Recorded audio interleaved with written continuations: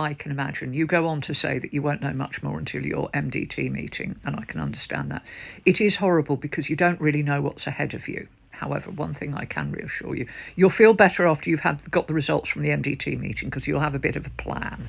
And once you start getting into the hospital and you meet your team, whoever it is, whether it's your surgical team, make sure you pair up with your Macmillan nurse, and you will meet with other patients, other cancer sufferers. You'll go onto the ward for your chemos.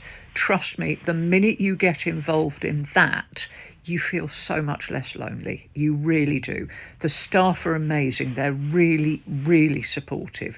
You don't feel alone. There are lots of other people going through the same thing.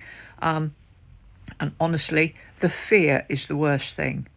Really, chemo's not great. It's not great, but they control it. The chemo of even 10 years ago is nothing like the chemo now. Chemo might be the same, but the way that they deal with it, the drugs that they pump through before and during and after, and the meds that they give you to go home with make you feel much better. So you won't feel as bad. This idea of constantly laying on the sofa puking is, I'm not saying it doesn't happen, but it's very rare. And if it does, phone the community nurses and they'll be out. You have a lot of support and you have a lot of people going around with you. So just try your very best to relax.